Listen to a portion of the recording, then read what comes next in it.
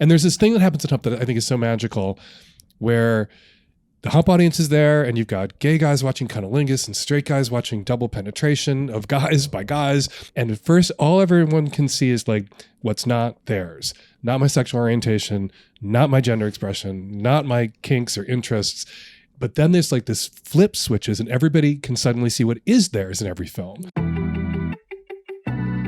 I'm Amy. I'm April. Certified sex educators, sexperts of the year, and best-selling authors. And we're on a mission to help you have more spicy, connected, and amazing shameless sex. Welcome to the Shameless Sex Revolution. We're so close, it's like we have our own language. We're making sex and relationships shameless. To learn more, go to shamelesssex.com. And for 15% off some of our favorite sex toys, use code SHAMELESSSEX at purepleasureshop.com. You were listening to a Pleasure Podcast. For more from our sex podcast collective, visit pleasurepodcasts.com. Well, hello, everyone. Hi, everybody. Welcome back to the Shameless Sex Podcast.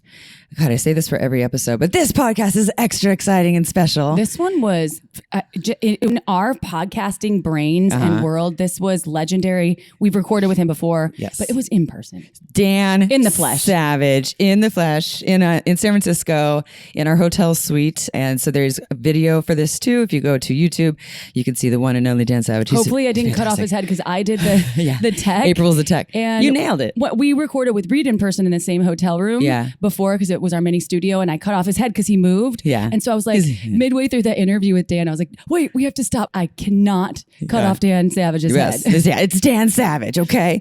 Yeah, so just if you don't know who Dan Savage is, then you listen to this episode and you will know why he is an icon and an idol to us. Like we look up to him. And since 2002. Oh my God. He's doing what now the world has more of, which is podcasting, but he is an OG. Yes, so stay tuned. And speaking of G, Amy, what you have something that you brought up before about the triple G? Oh, well, that's one of his terms. Yes. GGG. And I had to write it down because I always forget. I know it's good giving. I was like, what's the last one? It's game. I don't know if he talks about that on air, but that's one. He just makes the best terms for things. He made up monogamish, Tolyamory. Yeah. Did he come up with pegging? No, that's been a thing for a while, I think so. I always give him credit, but you know what? I'm sure he had something. I wouldn't be surprised if he did. Okay, you know. And then also just a couple quick announcements before our sex question. We have a retreat coming up. It is in May 2025.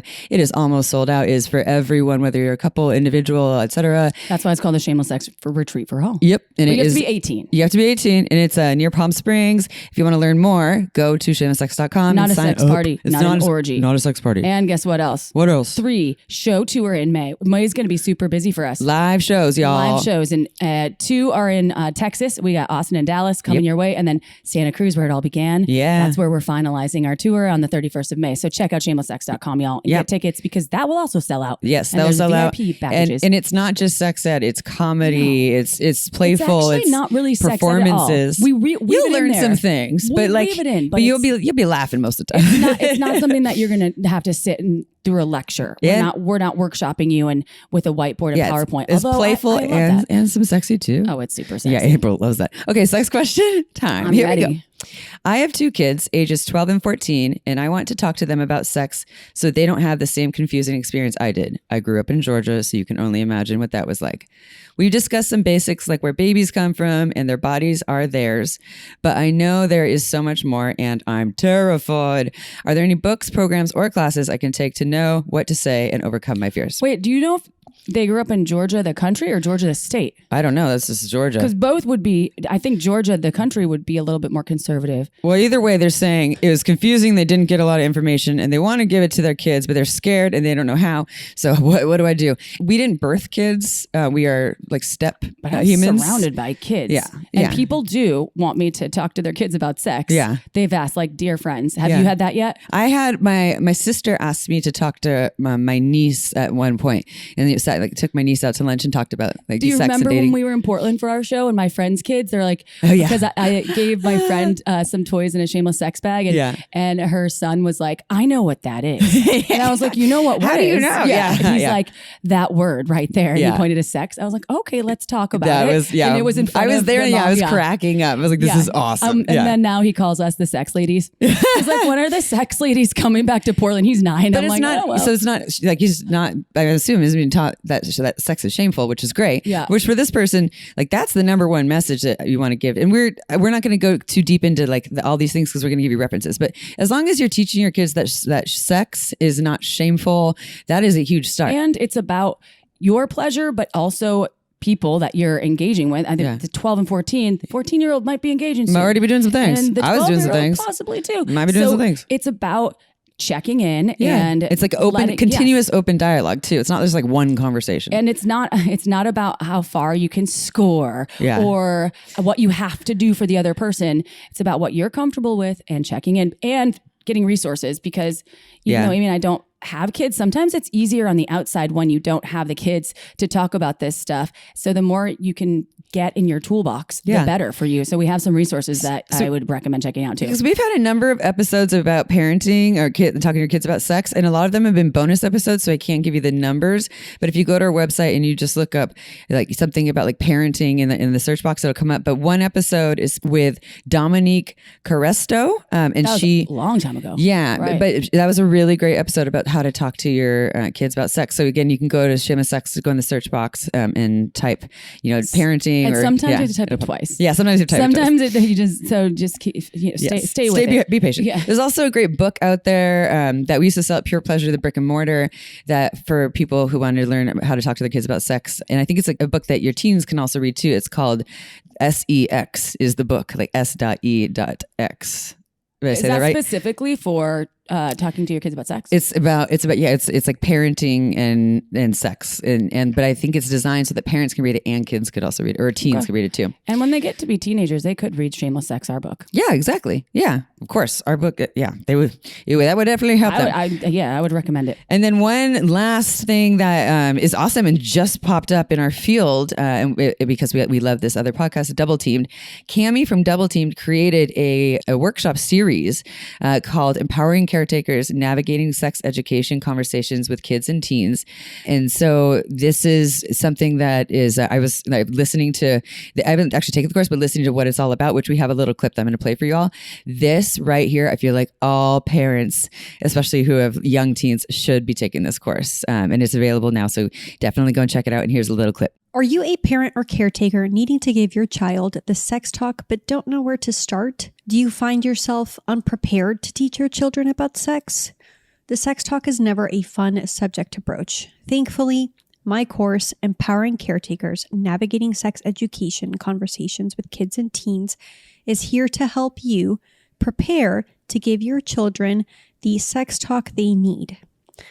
Having the confidence and preparation to discuss sex with your children is going to make both of your lives easier, and it starts with you, the caretaker. You'll see the term caretaker rather than parent throughout the course to be inclusive to the many family dynamics possible, whether you're a mother, father, aunt, grandfather, uncle.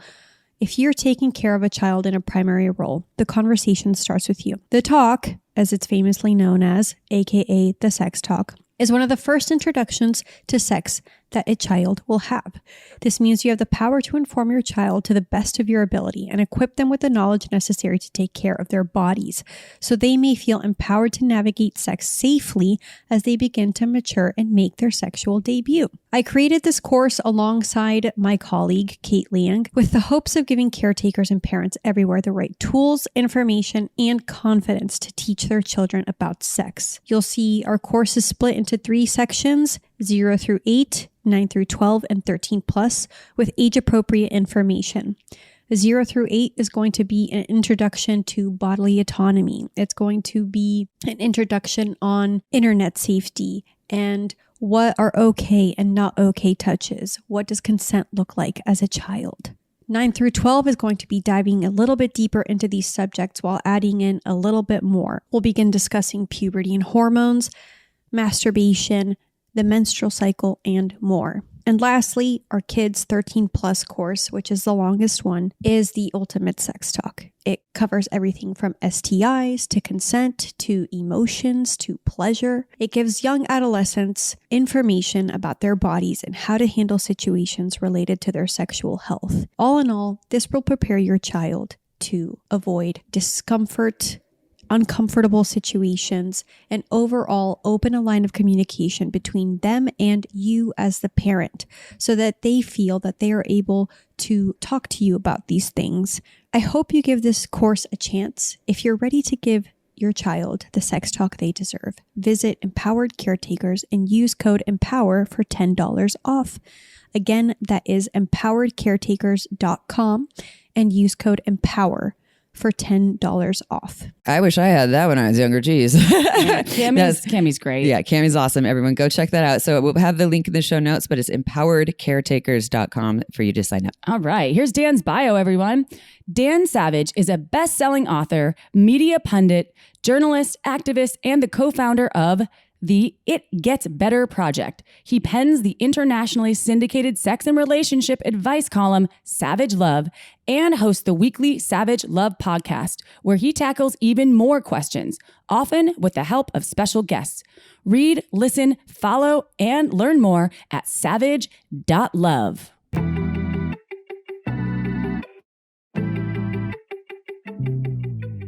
All right, everyone, it is interview time. And I know I say this all the time. This is an extra special one.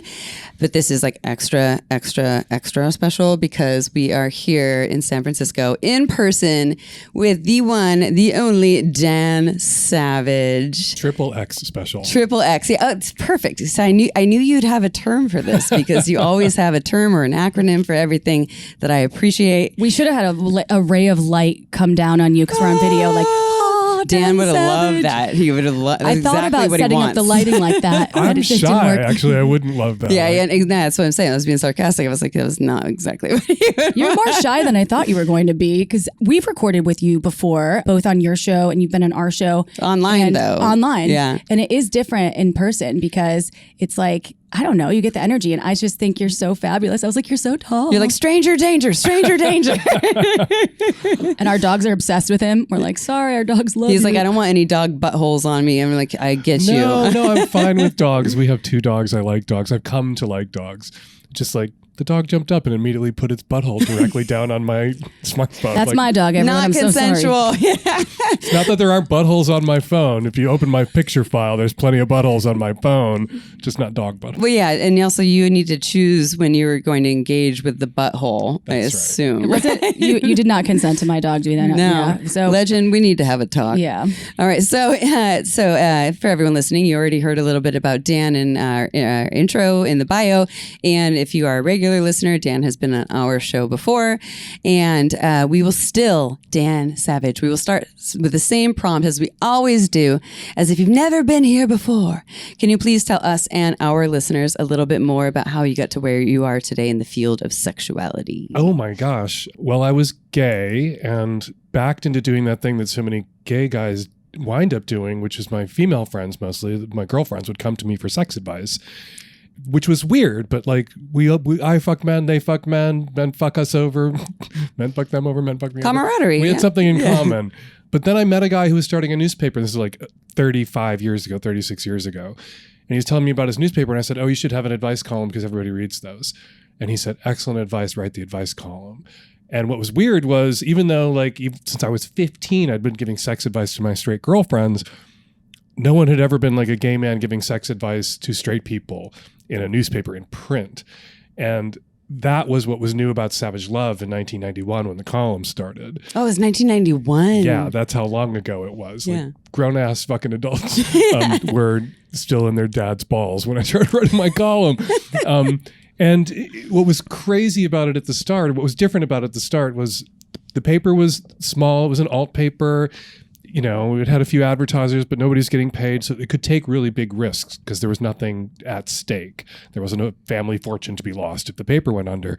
And so they let me do something that no one had ever been allowed to do in print before, which was let people use the language they actually use when they talk about sex with their friends, which doesn't seem revolutionary now because there's like podcasts like your podcast, my podcast. There's all these places where people can go and self-publish or self-create, create their own content where they can be really honest and straightforward and use the language people actually use when they talk about sex.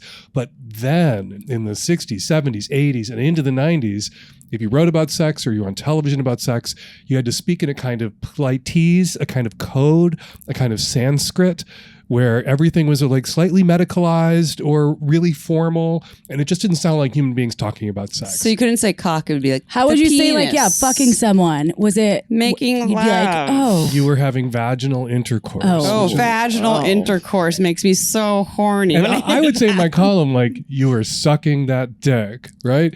And you would see in somebody else's sex column in print at the same time, you were putting his penis into your oral cavity. And it was just like, oh my God, that's grosser. That's grosser somehow. It is. Like sucking dick, it just sounds, it's like, euphemistically, it sizzles, but it holds it at almost like a euphemistic distance, that the graphicness of how you would have to describe sex when you would slip into this medicalized politese Sanskrit that everybody else used. And it really made savage love distinct then. In a way, it's not anymore, thank God, because now in many places you can write and talk about sex the way people actually talk about sex. Slipping the penis into your oral cavity, really? Yeah, someone tried to start a competing advice column of mine where she was like doing that mid-90s sex columnist thing where she wrote mostly about her own sexual experiences and then pretended to give advice. I never really wrote about my sexual experiences, which I think is why my columns had such longevity. And she wrote, I licked his penis, and you just like saw like an ice cream cone or a lollipop or something, and it was gross. Whereas if you could say in my column, I sucked that dick, it was the exact same thing, but somehow not as off-putting. No wonder I was so confused about this whole blowjob thing when I was in sixth grade when I first heard about blowjobs. what did you hear it being Well, just called? like, oh, they're blowjobs. And I was like, so wait, so you blow? Blow on it? But then I heard that it was more like, but then I heard lick, but like there was, it wasn't the no oral one talked cavity. about sucking. It was There was actually true. And there was no, like, all I needed to hear was sucking cock. It would have made so much more sense. My brother told me when I was very young that a blowjob was when a man blew into a woman's vagina to inflate it so that he could put his penis in there. And I believed that until I was 32. Oh my God. Honestly, it could make sense if you don't have a lot of experience with vaginas. You're Right, like, and we were oh. little Catholic boys before the internet came along. There wasn't like porn we uncovered when we were 14 to bust my is older this your brother. brother's undercover fetish that's happening? Sorry. No. That's what he'd been told. Yeah, well, and that makes sense, right? Yeah, the blowjob thing. I googled Wait, it. dumb question. Dan might not be able to answer this, but I don't know. Diaphragms, don't you like kind of blow those things up a little bit to like? You pop them open. Wait, Yeah. diaphragm for pregnancy? yes, you mean? Or like you put them inside, and don't you kind of like? it's like a diva cup, Yeah. like a menstrual cup. Oh, okay. You roll it up and then you get it in. Oh, I like an inflatable butt plug? Yeah, I thought maybe I know this, and you don't. But they don't. I don't but know. diaphragms. When we were sexually active, like in our, They were not a it was thing. not the thing. Like No. Planned Parenthood was not recommending that anymore. In fact, when I did the very first human sexuality class I took when I was 18 at Cabrillo College in Santa Cruz, this woman teaching, love you, but you should not have been teaching sex ed to adults. And she was she was celibate for 10 years, which is fine, but like she's she's just out of practice, I guess, with what she's sharing. But then she's telling people that she personally thinks the diaphragm is the best birth control method, while Planned Parenthood was there doing a presentation. They're like, actually, we don't tell people to use the diaphragm anymore. And she's like, oh no. So anyways, there's a reason why we don't know about it, because it's not. What I find odd about diaphragms, it's basically like it would be this little bucket of cum that you would then have to extract from yourself, right? But that's like a condom, Yeah, it is like a condom. right? Reverse bucket of cum. Reverse bucket of cum. because I haven't had an experience with that. So it catches the cum like a diva cup catches blood. Oh, I thought Yes. it just covered the cervix. See, I have like no. See, Dan's teaching us. This is why you're such a legend. No wonder Dan's been doing Or this maybe since 2005. maybe this is stuff my brother Eddie told me, and it's just as fucked up. I as thought that it was a blowjob blocker. thing. I thought it was just a blocker. Actually, I like the cum catcher better. That sounds like more fun. We're gonna It's like a make dream catcher, but for better dreams, hotter dreams, wet dreams. But no pregnancy, no babies. Well, you've come a long way, clearly. But when I since- started writing Savage Love, it was a joke. Like I was gonna make jokes about sex and treat straight people with the same contempt that straight advice columnists had always treated gay people with, and like pretend that like straight sex was sad and sinful and sick and depraved, but give advice. But then it took off and I started getting real questions, and I still don't feel, I hate the word sexpert. And I'm just curious. You talk with your friends about sex and you learn things from their experience. They learn from your experience. You find out new things together. And that's what the column is. It's this conversation. I'm not coming down from the mountain with the tablets or anything. And the only thank God, the only qualification you need to give advice is somebody asked you for it. Yeah. If you look up advice in the dictionary, it says opinion about what could or should be done. And you just got to have somebody ask you.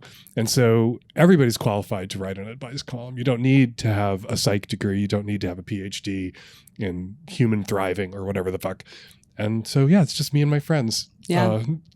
Hundreds of thousands of And you're a skilled writer, though. So there is more involved than just anyone can write, because you are a very talented and gifted. You have a gift with words. Like you're a very smart human, and you have a great delivery with things that has this comical side to it, but it's relatable. And it's shameless. You're the original shameless human. And we hate Sexpert too.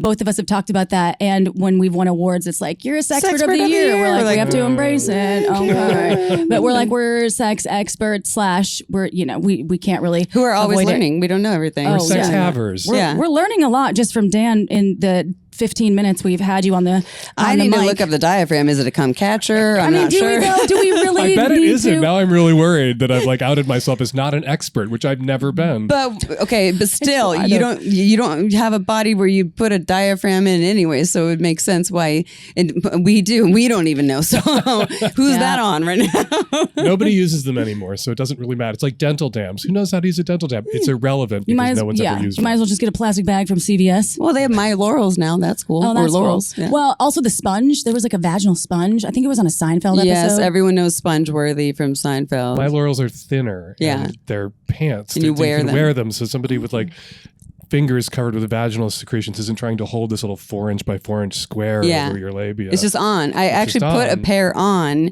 in front of a guy friend whom I'll tell you who it is later. But I was like, can you just look at me while I put these on and see, what do you think about it? And he was like, no. Why? Is it that? He thought I looked like an alien of some sort, but he just had some weird idea. But actually, I have to say they were comfortable, and I can see why they make sense because they covered all the right areas. Okay. It's actually quite brilliant. I think that they should be opaque. Yeah. Because the see-through ones, it looks like a chicken cutlet in the grocery store. That's what I put on. I put that one on. That's why he was freaking out. But if it's not see-through, if it's the latex fetishists with their, dark colored latex clothing, through which a lot of them have these vibrators that get off inside the latex, but you don't have to see their squished genitalia. Yeah, the squish. It's the hair that doesn't do it for me. The hair squished. Yeah, some people like to wear clear latex or tan, where it's see-through. You can see their bodies and their hair underneath, but they're also getting really sweaty underneath, and you have to look at it's not breathable. Damp chest. Yeah, it's like Kanye West's wife at the Grammys. Oh my god, was she wearing latex? No, but it was a see-through garment that ex-wife. Yeah, I know. Yeah, that's good for her. You go, girl. Yeah, get the fuck out of there. Yeah, escape. It's a trap. That's a trap. Yeah, escape. Sure. Run as fast as you can. So tell us something about being a podcaster, because it's very different from being a columnist and a writer. A lot of writers don't really speak to the public in a way on a platform that wasn't as common as it is today. Now there's 5.2 million podcasts or something, 75 million episodes worldwide. And you were the OG. Forgive me if you don't like that term, but I love it. And so taking your column and then making words in your mouth that actually are spoken is a different jump. So tell us how that happened for you, because we've never talked to you about this, and how it was in 2005 when you started? Yeah, and that's what, so we just to add to that, we've been told you guys got into podcasting so early. We're like, no. It was 2017. You, Dan, and I think Emily Morris, right, was 2005. So super curious also how I got the in shifts before you've seen. Anybody else. You got in before Michelle Obama. Yeah, all right. High five to that. Oh yeah. Well, first of all, I have a theater background and I'm an actor, and I never thought of myself as a writer before I started writing. And I do this incredibly annoying thing. I write out loud. I mumble to myself as I write. I say what I'm writing down and transcribe my thoughts and then revise them. So it is hell to be sitting next to me in an airport bar when I'm working on a column. The three of us in a room, the three of us would be the most annoying because we do the same thing. Yeah. So for me, it was always speech. It was just putting it into print because there was no other platform. And I couldn't go on terrestrial radio. You couldn't have a radio show and say the things I said, because the FTC at the time would shut your ass down. They still will. Yeah. And so when podcasting came along, it wasn't my idea, but Nancy Hartunian, who's been the producer of the Savage Lovecast the entire time, has produced every episode, whose judgment I trust much more than my own, who has final edit on the show. She came to me when she was ahead of the curve on podcasts. She was already listening in 2004 or 5 when they were just getting started. And she said, you should do a podcast version of the show. And we didn't know what that would look like. The first few were just like me reading the questions and answers back and forth with somebody. And then we started taking calls, and then the show kind of emerged. There's a reason we don't have the first few years up, because it was obviously being beta tested that whole time. We didn't know what the fuck we were doing. I didn't know what the fuck I was doing. Nancy always knew what the fuck she was doing. And that's how it happened. And at first it was this extension of the column, and the column was like really the marquee Savage Love product. And then, with the collapse of print and the closure of so many papers, that sort of flipped, and the podcast became the marquee product, and Savage Love became the column became this, not afterthought. I still love it. I still do it. I still write it. It's still syndicated, but it really is, it's not the primary, it's not my job isn't the column the way it used to be. My job is the podcast. Mm-hmm.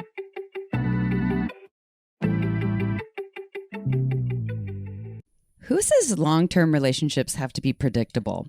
Arya turns been there, done that into whoa, let's do that again. Exactly, Amy. Let me introduce you to Aria, the groundbreaking service that helps couples break out of routine and deepen their emotional connections with curated experiences called scenes. Aria's concierge is like having an intimacy coach right there at your fingertips. It's your relationship's best buddy, serving up monthly experiences to keep the excitement alive. Plus, hand-picked goodies delivered discreetly to your door, all curated just for you and your partner. The more Aria gets to know you, the hotter it gets. It's customized to fit your unique relationship desires. Just listen to episode 420 if you're not convinced yet, because I joined right after learning about what Aria can bring to my relationship. It's an absolute no-brainer. And getting started is super easy, y'all. Just take a quick quiz about your relationship, and the concierge will provide everything you need to connect and play. It's that simple. If you're ready to spice things up and have some adventures with your partner, then visit arya.fyi and use code SHAMELESS for 15% off today. Put the whoa factor back into your relationship right now and go to aria.fyi and use code SHAMELESS and you'll get 15% off. Don't miss out. You and your partner deserve some fun. Calling all dudes out there who want to step up their bedroom game. We've got a super hack just for you. Meet Joy Mode, a sexual performance booster that will be your new secret weapon for peak performance. Just mix a pack of Joy Mode with water, and in 45 minutes, you and your cock will be ready to rock. It's that easy. Say goodbye to weak erections and hello to firm, reliable power-ups. Joy Mode is all natural and boosts blood flow, helping your cock with its bedroom performance. But it's not just for the bedroom, everyone. Daily use supports healthier blood vessels and boosts heart health, turning you into an athlete in and out of the bedroom. Plus, it's hassle-free. No doctor visits or awkward refills. Just 4 proven ingredients trusted by over 200,000 men. Experience this super hack for yourself and get powered up with Joy Mode right now. Visit tryjoymode.com and use code SHAMELESS for 20% off single purchases and 30% off subscriptions. That's tryjoymode.com, code SHAMELESS for 20% off your single purchase and 30% off subscriptions. Your cock just called us and thanked us for bringing you Joy Mode. Ring, ring. Wait, so you have all this content for the first couple of years, few years that's not been released? What about Locked to the up. premium subscribers? Locked up. No, really? Well, maybe. I don't know. I'd have to ask Nancy. Okay. I don't think the archives go You're back to the Magnum very first subscribers. ones. I don't think it goes back to the I'm very a first Magnum ones. subscriber. Thank Please you. release it. Can you just take my Little teaser. You can't read the first couple years worth of Savage Love either. Those are locked away. I didn't know what I was doing. The first time I read about the clitoris, I put it in the wrong place. And there was you couldn't Google it real quick before you published the column. Yeah. No one knew where the clitoris was until like 2003 or something anyway. Well, they did, then they didn't, then they did, and they didn't. Yeah, it's just, yeah. Not on the soft palate. That was just my clitoris. He didn't know where his clitoris was. No, I knew where mine was. I just assumed it was where yours was too. Oh, yeah. Close enough. Similar-ish. Something like that. Okay, thank you for sharing that because that's amazing, like the progression. And I, for some reason, believe that eventually I'm going to be able to get those out of you. Those clitorises? But just We'll send you a file so long as you don't. I would never. I will sign a document. We'll sign an NDA. I'm just like, because it is, I get mortified hearing even her and I in 2017 listening to what we put out on the air. And actually, I think it's actually pretty good for she's new more podcasters. gentle with herself than I'm, but I'm like, I don't know.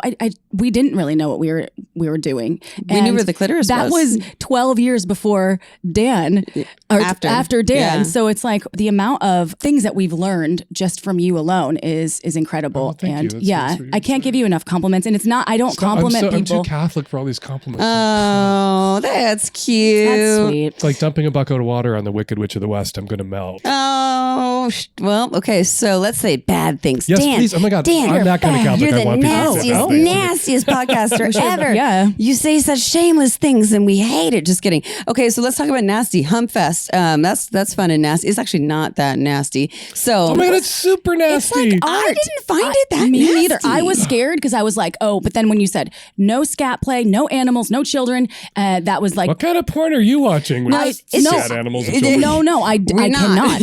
I like. She's thinking of freak also, out. though, so when you do your sex ed certification, we have to do the SAR. Yeah. And you look at the screen and you look at the porn videos and the clips. But this is not for the public. This is like if No. you're becoming a Certified sex educator, right. You have to look at a screen and there will be clips of these things. And they like focus on the ones that, and some of them are not consensual, right? Focus on the ones that make you the most uncomfortable. And so, no, we're not going in thinking like there's definitely going to be some animals in there. So HUMP is the HUMP Film Festival, which is now in its 20th year. It's an amateur porn film festival that we started in Seattle. And people all over the world send us short 5-minute or less porn films. Some of them are really graphic. Some of them are funny. Some of them are a minute long. Some of them have story arcs. Some of them are just like, here we are fucking. And we put a film festival together every year, and it's really They're a blast. so editorial, though. There's some that are really like, and there's some that like the polar bear one. What was it called? Oh, we wrote this down. Okay, so the polar no bear's animals. Everyone, they were foreskin. yes, the polar. That one got her. It got. She had some 69 feelings. polar bears. I was like, how do we manage to put? And I thought it was a real nurse. And we said Amy no was like, animals, and yet you had to watch 69 polar bears. thankfully, they were miniature. They're human still. Yes. Oh, they were orcas, but that was a cartoon. Yeah, that was a cartoon. Yeah. Cartoon animals are fine. Yeah. We once had a film called Breakfast in Bed where this cute Twinkie gay boy got out of bed with his boyfriend and went to make him breakfast, and they were missing some ingredient. And before he left the house, he stuck a stick of cold butter in his ass and then went to the grocery store, came home, made breakfast, including a piece of toast, and then squatted over the toast and pushed out the now melted butter. Ass butter. And it was a continuous shot from the butter coming out of his ass to the breakfast being carried into the bedroom to his boyfriend eating the toast with the ass butter on it. And some people were like, you said no poop. And it's like, yeah, that's not poop. That's different. That's melted different. butter. Yeah. That's not poop. I could handle That's that. different. Yeah, me too. That's just the It's scat not, it play. doesn't become poop just because it came out of somebody's ass. Then dicks would be poop. Yeah, exactly. So, yeah, there you go. Or a finger, Or fingers would anything, be poop. or your tongue, Or a fart. Exactly. Or A fart is not a poop. It's just a fart. Well, fart's sometimes it poop can be. Okay, so we went to the Hump Fest for our very first time on a double date with our partners. We've never done anything for Valentine's Day ever. We're not usually Valentine's No, Day people. and this was special. Yeah, so we were like, we're going to San Francisco, we're going to Hump Fest, and we looked at some of the clips. We're like, we don't know exactly what we're getting into, but we're excited. And our partners were like, yeah, because they are they're champions. They love what we do, and they're very open minded in being they're not our pawns, but they're like They're supportive. They cruise goes along with our weird and wacky. They're all they're daddies. They're both of them. daddies, They have 3 kids. They're like my partner's kids are totally grown. He's 56, and his all his kids are grown, and yours are almost grown. Yeah, almost grown. He has 3. They both have 3 kids. So they are really, they're like kind of open to the exploration. Yes. And Their game. They loved it. The Both of them GGG for loved sure. it. I actually wrote down the what that means because I always GGG. forget. Good giving and Good giving and game. The game is the one that gets me. Okay, so we went. And it was awesome. And it was. I loved the intro that you did. You were not even there, but it was like you've been like positioning. The number 1 rule: don't be an asshole. And then a big asshole shows up on screen. Well, what we say at HUMP is no assholes in the audience. Yes, exactly. Assholes on the screen Yes. and other holes on the screen, Yeah. which, no rude remarks, no jokes. It's not Rocky Horror. Yeah. Which is not to say people can't react, because I always say about HUMP, you're going to watch porn that takes you outside your comfort zone. You're going to watch porn at HUMP that if you were home alone, sitting in front of your computer masturbating, you would not click on. Yes. Which is part of the joyride of HUMP. Yeah. You usually, when it comes to porn, we take in what we want to see. And at HUMP, we're like serving it to you. Well, we're serving it to you. We're shoving it down your throat. Hey. And it's a wild ride. It's a wild ride for some people. Did you notice that We've had people pass out at HUMP. Oh, really? What? Yeah. Did you notice that every Like single faints? toy that was used was a magic wand, though? I was Yes. like So really many magic surprised wands. and excited because we love magic wand, but I was like, I wonder how that happened, because it is the best, but I didn't know if, obviously it's not chosen for specific reasons. Like you don't choose Or something is it? because, or is it? Every Yeah. year there's something at HUMP where we just get so much of it. Like there's just, for some reason, there's something in the zeitgeist, something in the air, something in the water, where we'll get like 7 or 8 really good James Bond parodies randomly for no reason. Or this year we got like half a dozen films, if not a dozen films, where this crazy sex thing happened, and then the person who's doing this crazy sex thing woke up and it was all a dream. And so one of the rules for next year's HUMP is like, only shit that's actually happening, please. No more like not that one. dreams. Which is a weird, I think, kind of a sex negative move, because what you're saying is, don't worry, this person didn't actually do this stuff. You just saw this person do. And there's a kind of truth in that, where sometimes we want things to happen, but we don't want them to really happen, or we want to be relieved of our responsibility for the choices we might make. So we want them to happen to us, whether that's somebody else imposing it on us, ravishment fantasies, or it happens to us in a dream where it's imposed on us by our subconscious. And that's not sex negative. That's not fair, but it's just a way of like having your hot sex cake and being able to eat your sexual inhibitions at the same time, or having your sexual inhibitions and getting to eat your hot sex cake at the same time. Just the way you worded that, it was just divine. Okay, so here's What about the mud one, though? well. So before that, here's the question though. How do you have a board? Like, do you get all these? Because you get hundreds of people are doing. They get to, like. I saw this on the pamphlet that we got there. It's like, you can do this for next He year. also invited on the intro. He was like, I encourage send people in to your make their art. videos under the HUMP 5 minutes. audience to HUMP porn star pipeline is real. People come to HUMP and then they're inspired to make a film for HUMP.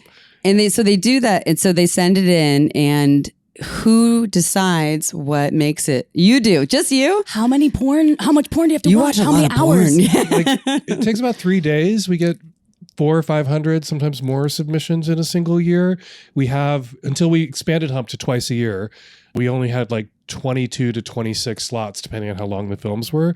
So once we started getting like 500 submissions, we were cutting great films that we wanted to include for time. And so we decided to expand the festival. Instead of continuing to cut these amazing films, we wanted to share them with our audience.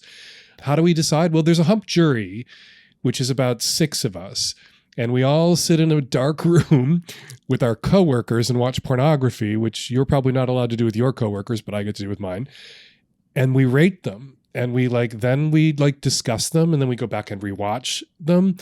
Sometimes there's films where like half of us loved it and half of us hated it. And those are always the ones we're fascinated to talk about, because like, why do 3 of us think this is amazing and great and should go in, and 3 of us think this is terrible and awful and should never be seen by anyone and should be unseen by us somehow?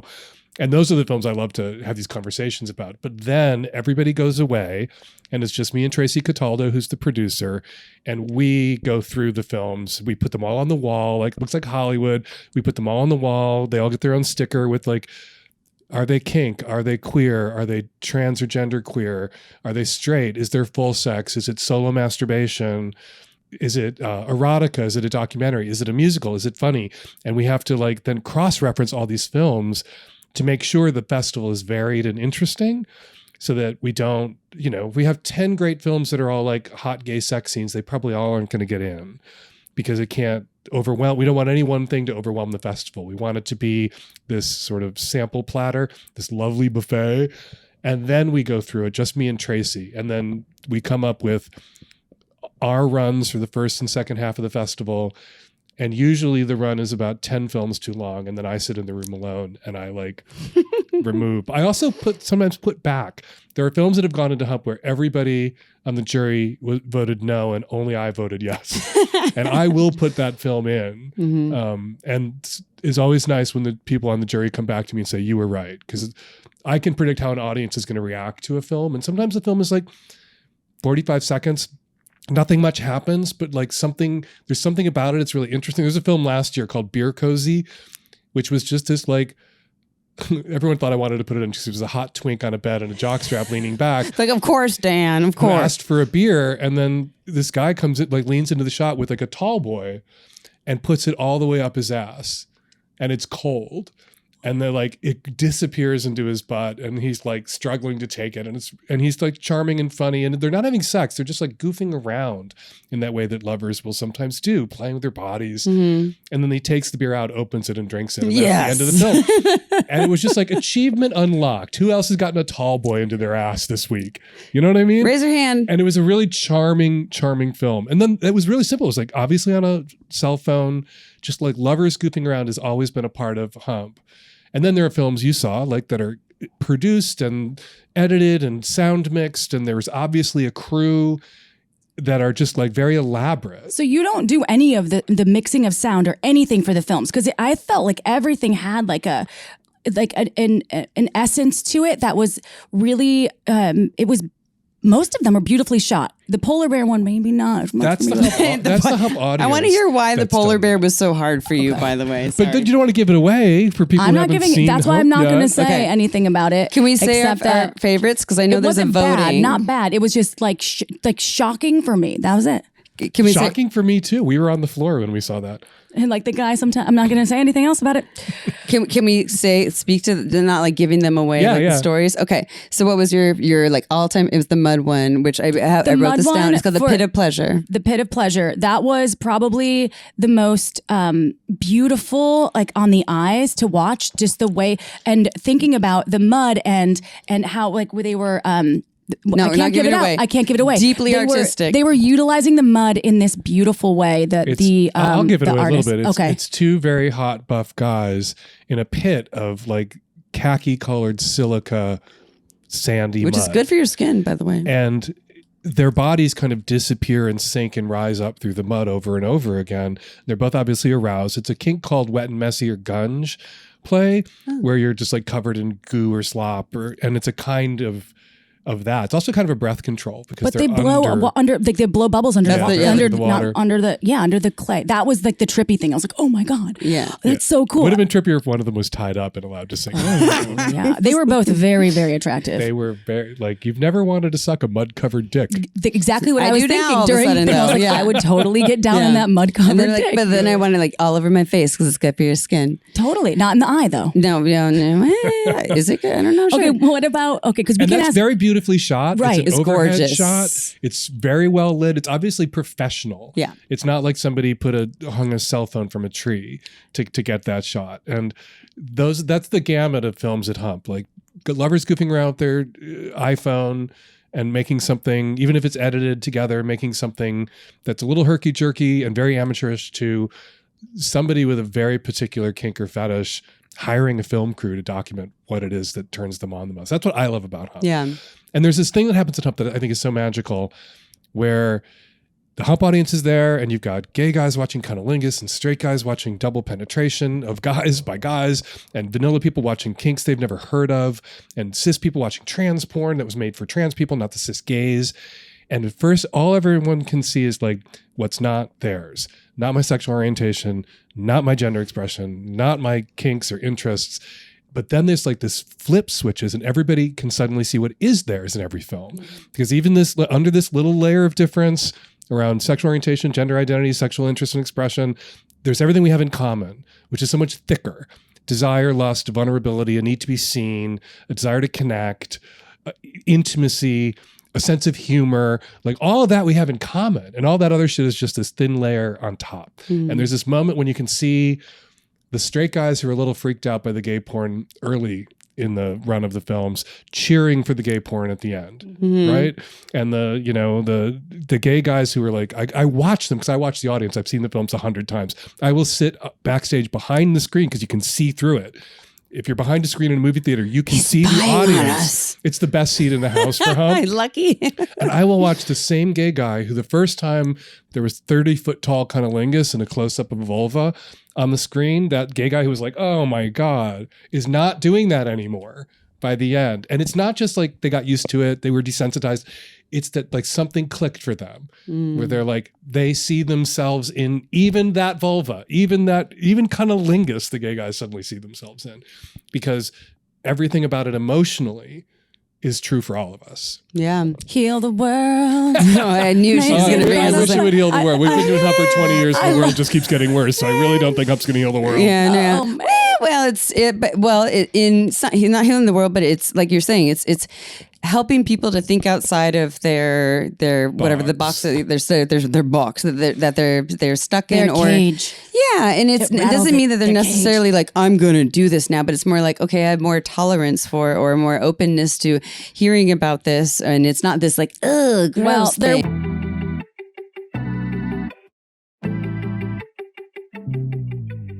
Fact. Most pussy owners need some sort of clitoral stimulation to orgasm, and many are not having orgasms from penetrative sex. Say what? I know, right? This is one of the many reasons why we are obsessed with OMG Yes. Not only has it changed our lives in the orgasm department, but I've been recommending OMG Yes to my clients for years, and it's completely changed their sex lives as well.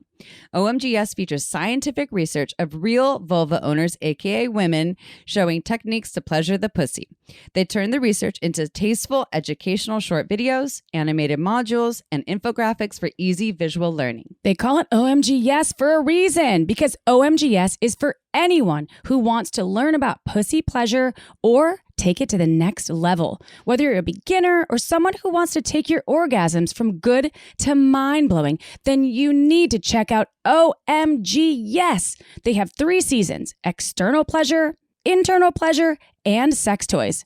It's not a subscription service, y'all, so you don't need to download a single thing.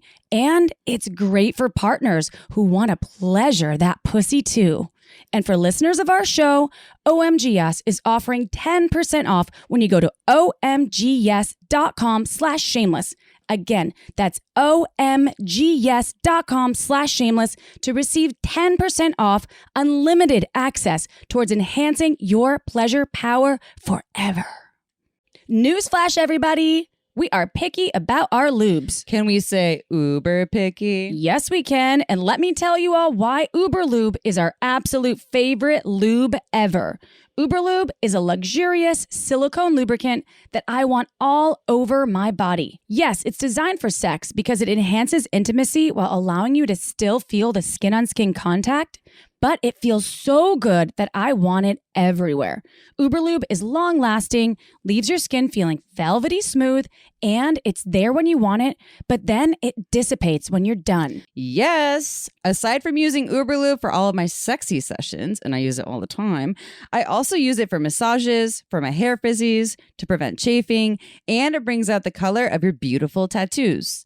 Thousands of doctors and therapists in the US alone are recommending Uber Lube to their patients because it's body-friendly, less likely to change the pH, and has vitamin E, so it feels moisturizing on the skin. Uber Lube has no flavor or scent, which means it's also great for oral sex. And it comes in a beautiful glass bottle with a pump top, which means easy access to Pleasure Town. Want to see why we think Uber Lube is the best lube in the world? Then go to uberlube.com and use discount code shameless to get 10% off and free shipping. Again, that's uberlube.com right now with code shameless for 10% off and free shipping. There was one thing that my partner wanted to do because he saw how What was it? How much I enjoyed watching the film, the one with the intruder. I'm not going to give it away. Oh, yeah. And he's been talking about this since he's like, so you really like that? You want me to get a mask thing? I was like, and I was like, okay, I guess we could go this direction. Let's talk about that sex for a second. Yeah. Yes. I can't do role play. Oh, I am yeah. not an actor. Like, you pretend to break in and be like a robber I've never You seen just before. start laughing. Not even that. I can't. I feel ridiculous. I can't do it. And I had a boyfriend early in my sexual life who was very kinky and crazy. And I was like, well, what are we supposed to pretend to be around all these other things we're doing? He's like, perverts. Don't pretend. We are. just be us. Like, we're Yeah, be fag ourselves. perverts and we're doing fag pervert shit. And it's like, okay. That's easy. Like, then I don't have to pretend. He's like, no, you just have to enjoy. And like that ruined role play for me forever. That conversation with that one hot German kinky dude. Thank you, hot German kinky dude. Berlin in 1988. Berlin 88. I think we've more power to talked your about partner this. if he can like play the robber and I think the mask would unknown help him, assailant, but and yes. you can get into it. Like I something was ruined forever for me by that dude in Germany. I just put, I have to, if I wear some costumery, I can get into a role. And if I'm not, I'm just April and then I'm just on my own. And I respect that when you're like, I can be like a perv or I could be myself, but there's pressure if you need to play a specific Myself is a role. perv. Yes. That's what, that's what you can do with the role play thing. Like, I think April and I have talked about this, about how like being the, like, can you be the naughty nurse today? We're like, stage fright. Like, what does that look like? And so instead it's how like you're saying, like, how can I do some sort of role play, but that's still me? Like, one thing that I did with my partner was I decided I was going to be working at the red light district because I had a red light bulb in my room and I had one of those doors with the window there where he can knock on the door. I can open the blind. I'm like, hello, through the window. But I can't be like, I'm not going to do an accent, or I can't. You're the worst at accents. I'm not being mean. Terrible. She's like, I just did an accent. I'm like, oh man. Instead of myself, but my name was Callie because I'm from California, but I live in the Netherlands, and I'm working in the red light district because I'm going to medical school, and I am here to give you some weed and some absinthe and talk to you and make you feel special, and then maybe ruin your life So or a something. thin layer of role play. Yes, thin, Like, but as still close authentic. to you as possible. Yeah. Because for me, role play is like another sort of potential Like for Batman or performance Robin. anxiety. Yeah. Like, it's not just the act that I have to like worry about like executing and being good at. Now it's the act on top of the act. Now I have to like pretend to be somebody else doing this thing that I was always like, you know, I think if you're a good lover, you're always like hoping to be good at whatever you're doing each time you do it. But then like to have to be good at the person you're pretending to be doing that thing. That's too much. What if we dress you up like a Catholic school boy? Won't work. Okay, I thought maybe that. Okay. We don't need to change you. I was just giving some scenarios. Just April's gonna get. She has a whole costume ready for this. I brought this daddy costume. Dan's like, I'm shy. It's the first time I met you in person. I'm also too far away from Catholic boyhood. Maybe I could play like Archbishop or something. I don't think I play Catholic schoolboy anymore. Yeah, I saw Conclave. I could rock one of those red dresses. Okay, so one of my favorites, only because it just brought joy to my heart. I love the pit of pleasure, and the one you're talking about with your role playing with your partner too. That's just been my fantasy since I was 10, because I'm a great fantasy person. But I don't remember the name of that. testicles. The testicles. The one with all the balls. I wrote it down. Scrotalus. Oh, Scrotalus. It was like zoomed Yeah. in. Wait, we can't talk about it. Just balls. My heart was fluttering. It was really beautiful. So much joy. I actually, I feel like whenever I'm sad, I need a clip of that to bring joy into my life, because I love testicles in general, but I love, like, they're like vibrant. They're like, we're going to go outward and we're going to go inward. And it was so lovely. The cremaster muscles. That's why balls rise and fall. They're very wise. Yeah. Yeah. Thank goodness. And they kind of, sometimes they'll hang lower when they get older. And they wobble to and fro. Yeah. When you're getting slapped with the balls, if you're doing doggy style, that's kind of Super long. I love it. You can tie them in a Super knot. long You can balls. tie them in a bow. Well, here's the thing about hump that the scrotalis. Yeah. Scrotalis. I always do Scrotalis. something like that. But there was no sex scenes. It was just, right? So this is what people have to understand. Go see hump. Remind us. So obviously we went to the San Francisco film debut. Well, I guess it was out before that. There's Seattle and Portland. Hump it opened in San Francisco this year. It's playing right now in Seattle, Portland, and San Francisco. And then it goes on tour to 60, 70 cities all across the country. Damn, that many. So go to humpfilmfest.com to find out when Hump is coming to a city near you. And I think Hump is best seen in a theater, like to hear people cheer, to hear other people react. It's just like, it's a party. It's different to watch at home alone. You're tempted to skip things that you shouldn't skip. Like sometimes a film grows on you where you click into it 3/4 of the way through and you start laughing.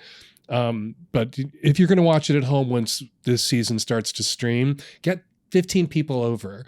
Like we won't be mad at you if you let 15 people watch it at once and you split the streaming fee 15 ways. Get 15 people over and have a little like Hump viewing party. That's how you should see Hump, with a crowd.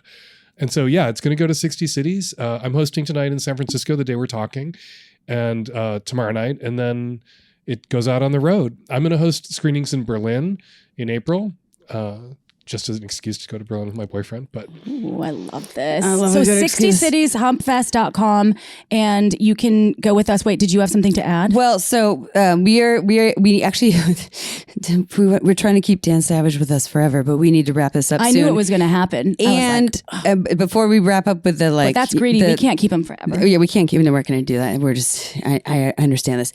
But this was important to us also, and hopefully you can play with us in this, Dan, because you are here with us, and we have been told in the past, dear listeners, and we love you very much. Sometimes when we've talked about politics, we are told to stay in our own lane. I don't know if it's because we're women or what all the reasons are. I get that too. Okay, you do too. Like, I don't like stick to sex, leave politics alone. I'm sorry, I will stick to sex and leave politics alone. The day politicians stick to politics and leave sex the fuck alone. We live in America where our desires, our identities, access to birth control, abortion, women's bodies are regulated the way men's bodies would never be regulated, where there is a whole movement politically to control who we are sexually and how we express ourselves. And so politics comes the fuck up. And usually the people who complain when you get onto politics are conservatives, right? They're the ones who are offended. And it's just like, okay, conservatives who are offended when we start talking about politics should be mad at your fellow conservatives because they force us to talk about politics. I would love nothing more than to talk about kink and desire and sexual orientation and sex acts and monogamy and heterosexuality and homosexuality and everything else, and never have to like go off on a Republican politician who's pushing a bill to make it even harder for women to access birth control, which is the thing women need more than ever to access, especially in places where women can't get abortions anymore. Like, I would rather never have to talk about that because that wasn't happening, but that's happening, so I have to talk about it. Yes. Okay, so can we start saying that too in the future? We can do whatever the fuck we want. I know. The FCC doesn't control this shit. You can borrow, like, just take that. I will leave politics alone when politicians leave sex alone. I love There's that. overlap right now, not because of anything I chose to do, but because of what they're choosing to do. Thank you for that. I had other questions, but I feel like that was what I really wanted I've been making an attempt to get curious with the when I'm in a disagreement with someone with a different political view than I have, and that's helpful because I want to understand where their head is at or why. What is you don't have to necessarily justify it, but where did this come from and why? Curious where their head is at. The first place you should look is their ass. Yeah, obviously. I just some of them are people that are in my sphere that they're family and they're people that I can't. And I think it's important to have those conversations Right. because sometimes people are holding two competing ideas in their head at the same time. Yeah. There's cognitive dissonance there. And if they really think about it, and no one's going to think about it because somebody's yelling at them at a protest, but someone will think about it and engage if it's someone that they like and they have a relationship and a friendship with, but a disagreement. I have friends who disagree with me about a lot of things. Sometimes I get grief because some of my like more lefty and progressive friends will find out I have friends who are anti-choice and get mad at me. And I'm like, you know what? I have these conversations with my friends who are anti-choice. And I know for a fact that I brought some of my friends who are anti-choice around by having these conversations. We won marriage equality, gay marriage, not because we went and talked to people who agreed with us about gay marriage, but because we went and talked to people who disagreed with us about gay marriage. And so I'm for those kinds of conversations. So I joke about look for their head in their ass. It's a joke. I respect people wherever they land politically, but let's talk. And I think my positions are right. And my positions allow for yours. There's nothing about me getting gay married that stops you from getting straight married. There's nothing about letting other people choose to terminate a pregnancy if that's what they need to do for their own reasons that forces you to have an abortion. And so you can have your beliefs and other people can have their freedoms at the same time. And that's usually where I can get somebody who I think there's some cognitive dissonance or that there's two competing contradictory ideas in their head at the same time to come down on the side of freedom for everybody. Like Dick Cheney said, freedom means freedom for everybody. Well, thanks, Dick. This is like my heart's crying because the gender rights, the movement that gender was abortion, abortion as well, and that's kind of been more on the the fire. What it would like. It's been burning for a little bit with abortion and the talk of people not having the right, but gender rights were making a bit of progress for a moment, right? And now it's gone backwards in just like pretty much like 35 seconds. It was so cool. It just all of a sudden was like, oh, that's gone. And I'm like, wait, what? That wasn't here for very long. Like women were property for almost all of recorded human history until about 100 years ago when women got the right to vote and things began to change. And what we're seeing right now is a movement where there's a lot of angry men out there who I don't think can quite articulate what it is that they're angry about. And what they are angry about is the dating, romance, marriage, family field. That playing field used to be tilted in their favor because women would marry under duress, because a woman couldn't get a credit card, couldn't sign a lease, couldn't own a home, couldn't get a job. And so a woman had straight marriage was a game of musical chairs where women eventually had to choose some man to sit on. Otherwise, they wouldn't exist socially, politically, economically. Or survive. Survive. And so men were... That was just the way things were for thousands of years. And men weren't even aware that that was like the way things were. They just took that for granted. And now women can choose whether to be with a man or not be with a man. And women are not going to choose to be with a shitty man. If they can choose to be with their friends and occasionally fuck some hot dude or share some hot dude with their friends who treats them with respect and who isn't an asshole. And so like all these guys who are assholes who used to still get girls aren't getting girls anymore and they're mad about it. And what they want to do is rather than like get better at like being attractive emotionally or physically or intellectually and pulling, they want to like re-rig the system, retilt the field so it favors men again in the way it did for almost all of recorded human history. Rather than move into the future, they want to roll back the last 100 years. And it's really scary. And it should be particularly scary. I mean, I'm scared. I'm a sexual minority. Like they're coming for me too. But for women, it should be very, very scary. And trans people. And trans people. That's what trans people I was are really, under attack. like, I'm really afraid for trans folks. Yeah. Hunter Schafer, who's a trans actress today, did a big video about how Euphoria. Yeah, from actress, Euphoria, she had to renew her passport and they sent it back to her with an M, which is going to make it basically impossible for her to travel out of the country. And when we see a government or society begin to persecute a vulnerable minority and then at the same time make it impossible for members of that minority group to flee the country, that never ends well. No. Not just for that minority group, but for everybody. That doesn't end well. Like Nazi Germany was awful for the Jews primarily and initially. It sucked for everybody by 1945 when everything was laid waste, when the whole country was destroyed. Yeah, where we're going is really scary. And it's not just trans people who are going to suffer. And yeah, this is a fun, shameless sex podcast. It's fun. And why are we talking about this shit? Not because the sex people and the sex positive community want to have to talk about this. Yeah. They didn't have because to. we're being forced to talk about this. Yeah, we want to talk about all the fun things. My pussy does not get wet when it comes to No. I'm like that. This is all part of it, right? Yeah, it doesn't make my pussy wet either. It is connecting. Can you just please repeat that the statement that you said? If you keep the sexuality out of politics, will you just say that one more time? We will leave politics alone when politicians leave sex alone. Love that. I'd say mic drop, but we got to close it. We also don't want to drop these mics.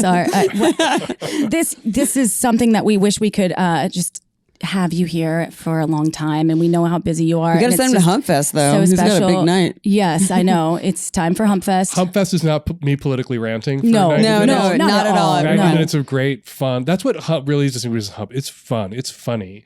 It's a ride. There's some films that are serious, and the intimacy being shown in the film, you do have to get quiet and really take it in.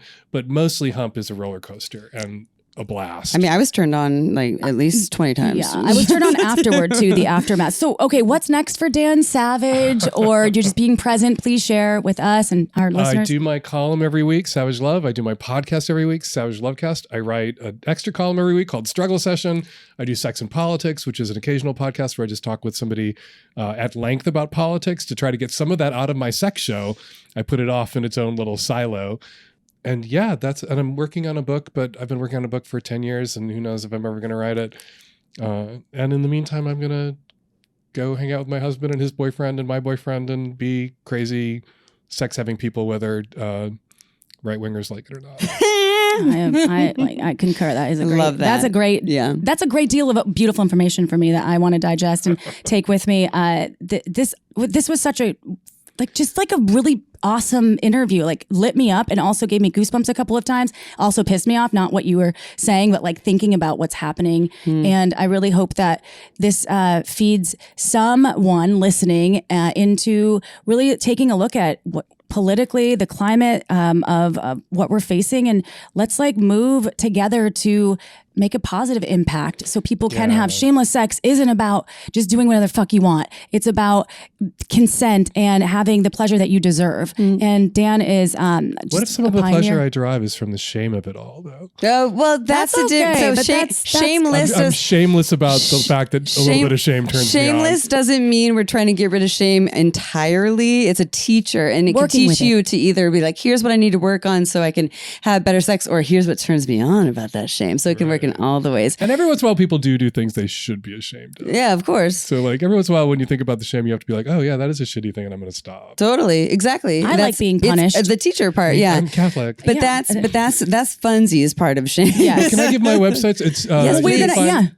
both my columns and my podcast at savage.love, and you can find the Hump Film Fest at humpfilmfest.com. Yes. And then you can sign up for his Magnum subscription, and you have premium content because you have all your free content and you have so much. And you can sign up for the Magnum, which I love. And it's just very raw and even deep diving into some of the topics that you have. And is that every week? We really invented Substack. We just didn't know how to monetize it before anybody else. Because instead of me taking my column or my podcast away, we just created a subscription model, but then started created more work for myself, more for people who wanted to subscribe. But I never took, the column is still as long as it ever was for free for people who are used to reading the column for free when it was in free newspapers.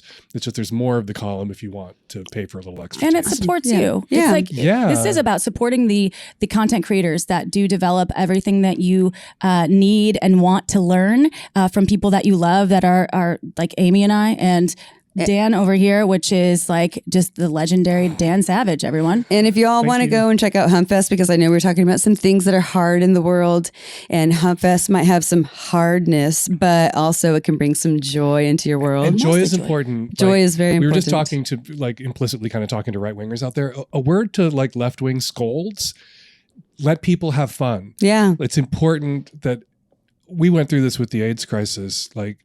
We would go to the protests in the morning, or we'd go to the funerals and bury our friends in the morning. We would go to the protests in the afternoon, and we would go to the party and dance all night. And it was really important to go to the dance too, because it equally as important. Yeah. Right. Because the dance was what we were fighting for. And something that brings you joy right now, even though the world seems like it's on fire, it's really important to make time for that. Yeah. And to experience joy, to create, to watch porn, to have crazy fun sex, because that will give you the energy and the drive to get out there and fight the fight that you want to fight. Totally. Celebrate. You're giving permission to yes. celebrate. And it's Yes. it's like filling filling up your soul so that you can go and fight the fight. And so if anyone wants to go check out Hump Fest again, Dan was saying it's part 1 right now in the spring. And so this it's 2025. is February 2025. It goes until when? May. Till May. And Okay. then in the fall is part Kicks off 2. in September. And yes. And many cities. Many cities. And if you use coupon code Shameless Sex, you get 10% off of your tickets. It's so affordable too. And you're go supporting now. the cause. Go sign up. It's enjoyable. And again, Dan, thank you so much. Thank you, Dan. Thank you. It was really great to be back. Thanks for having me. Oh, we're so stoked on this. And to meet you in person. What a thrill. I know. Thank you. To all of our listeners, please check out Dan's work. Not that you probably haven't. I feel like all of our listeners sort of love you as much as they love us. And Dan's got a lot of great things happening. So do we. Check out our website, shamelesssex.com, for what we're doing, retreats, workshops, events, and rate this and all of Dan's content on your favorite listening app, because guess what? It helps more people find the pleasure that they deserve, right? So that's your job, y'all. Our job is done for the day, okay? We will see you next Tuesday. Ciao for now. To learn more, go to shamelesssex.com. And for 15% off some of our favorite sex toys, use code SHAMELESSSEX at purepleasureshop.com.